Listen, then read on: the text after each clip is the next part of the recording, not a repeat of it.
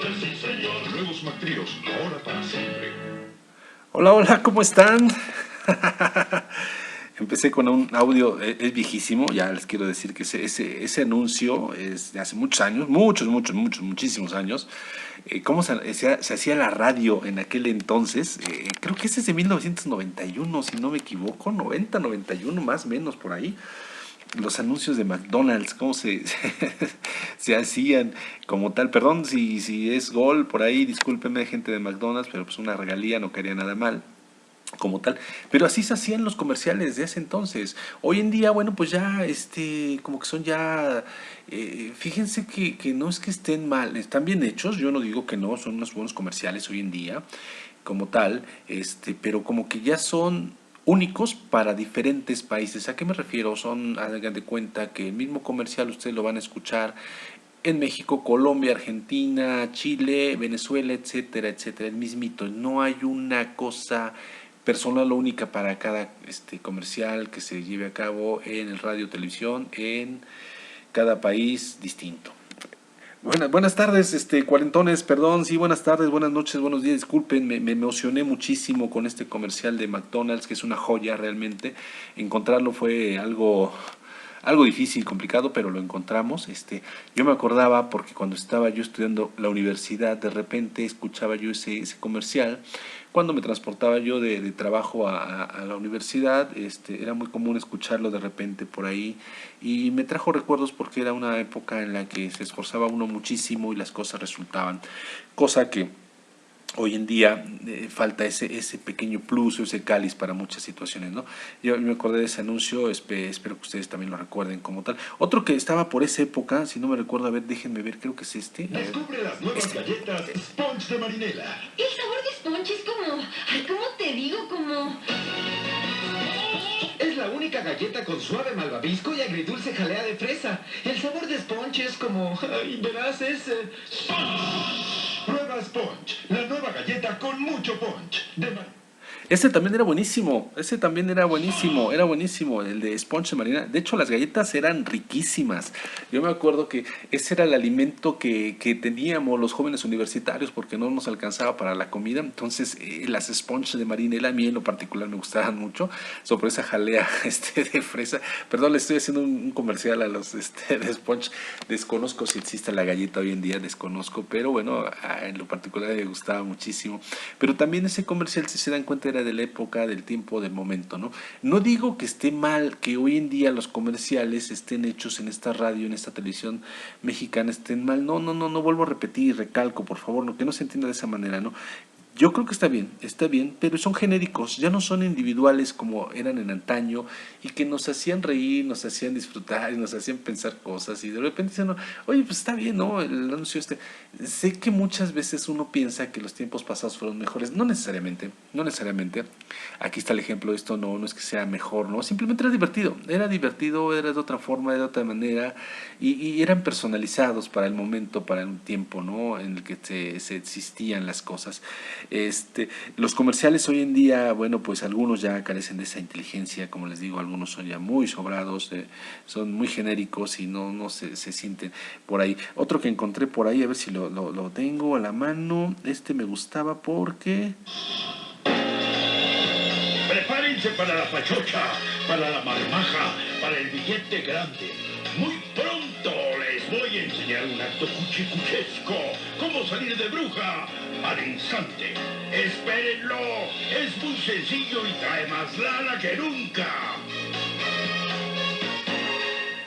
Eso eran los comerciales. Ese era Beto el Boticario. Beto el Boticario era, para los que no conocen y están fuera de México, era como el gran mago de nuestra época.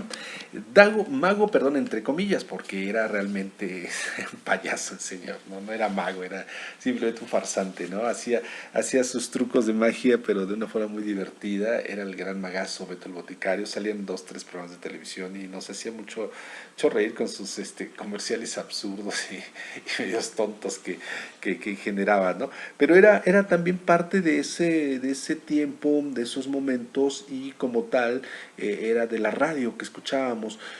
¿Será porque hoy en día tenemos tantas medios de comunicación que nos absorben, nos sustraen de muchas cuestiones, de muchas formas de ver la vida, que ya no dimensionamos en donde para nosotros es muy normal, y yo creo que para los jóvenes hoy en día es muy normal tener un acceso a una red social, tener acceso a internet de una forma fácil y rápida, ver comerciales en YouTube, que es esta red social, en donde se tienen 5 segundos, se omiten. Si obviamente tenemos la cuenta de pago, bueno, pues es como tal, no aparecen, pero si es la cuenta gratuita, pues en 5 segundos se omiten. Pero también ahí están los comerciales. Esta es la publicidad que se genera, que se hace grande, se hace expansiva como tal, y era parte de todo ese tipo de situaciones que bueno, son esa parte de situaciones, son esa parte de situaciones que hoy existen en día. Muchos medios, muchos entornos, muchas cuestiones que hacen que nos centremos en una.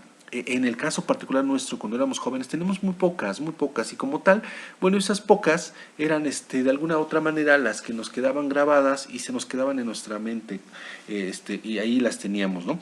Ahí mismo, dentro de esos comerciales, algunas estaciones de radio improvisaban pequeños, no quiero llamarlos sketch, pequeños eslogans, pequeñas viñetas que se incursionaban, se metían dentro de el bloque de comerciales, y que eran como parte de una forma de atrapar al público que los escuchaba. ¿Cómo darles a entender, cómo explicarles cómo era esta situación? Eran pequeñas fragmentos de cosas, de temas en particular, que no tenían que ver mucho con la música que se estaba poniendo en ese momento, pero sí como parte del entorno de la estación de radio. Vamos a escuchar una que tengo por aquí, es de Rock 101 para variar, porque ya saben que todos los cuarentones pues, somos de esa época, pero a ver si la recuerdan. A ver, esta.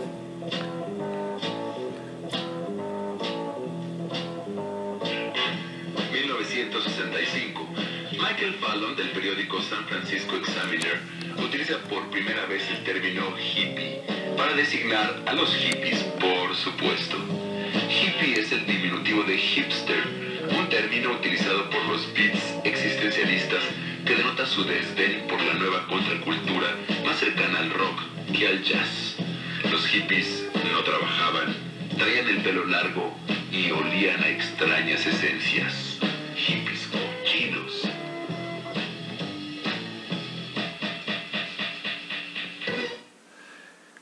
Ok, si se dan cuenta, es parte de ese bloque de comerciales, entra en el bloque de comerciales, pero se metían este tipo de espacios de 30 segundos no más, y que nos daba un entorno, un panorama, y hacían integral toda esta envergadura de lo que era la estación de radio. No solamente era el llegar ante un micrófono, hablar y decir, presento la canción fulano tal, de Hole on the Moon, etcétera. No. Era, ya tengo mi estación de radio, tengo mi programación establecida, tengo mi público objetivo, hay comerciales que van a cautivar un poco al público usuario, pero en esos comerciales les voy a meter una pequeña cápsula, una viñeta que dé un entorno un poquito amplio de lo que estamos tratando en esta estación de radio, y que es de una forma holística para transmitir mi idea hacia los demás. No sé si me di a entender, pero bueno, eso es lo que pasaba en aquellas estaciones de radio en aquellos tiempos, y así funcionaban. Eran innovadoras, sobre todo esta Rock 101 era muy innovadora. Ya platicamos en su momento de la estación, era muy innovadora y nos metía todos estos beats, estos famosos beats, estas formas de hacer las cosas de una manera diferente que iban volviendo. Después ya vinieron copias, Radical copió WFM, varios locutores, varias personas empezaron a meter muchas cosas, y a mediados de los 90s, y cuando fue hacia el nuevo siglo, y sobre todo en los 2000s, esto se volvió una pachanga, porque ya no había un control estrictos sobre los contenidos, y no eran contenidos así tan envolventes que llegaron a esa parte donde la gente dijo, ya no, o sea, espérame tantito, ya me aburrí, es mucho, me satura, es mejor ya no, ponme música y se acabó, ¿no? Y después se da el brinco, y se fue dando el brinco paulatino a las estaciones habladas, sobre todo en FM, de muchas noticias. Hoy en día la FM en México, bueno, pues tiene infinidad de noticias en las mañanas y muy poca música, y bueno, pues ese tema lo vamos a platicar un poquito después, en otra ocasión donde tengamos oportunidad. Y así pasó, así ha sido la evolución muy rápida de todo esto, de un comercial, cómo va envolviendo hasta todo este tipo de situaciones. Pues quería mostrarles estos comerciales que los encontré por ahí, me gustaron, me recordaron aquella época, encontré esa cápsula que también fue muy interesante, y bueno, esa era la radio contemporánea de aquel entonces en el México de hace unos años. Muchas gracias, no les quito tiempo, gracias por estar en una emisión más, de verdad se les aprecia mucho, se les valora mucho, y ya saben, todo lo que necesiten, gusten y manden, por acá andamos. Muchísimas gracias, buenas tardes, buenas noches, buenos días, y gracias por estar. Hasta la próxima. Adiós.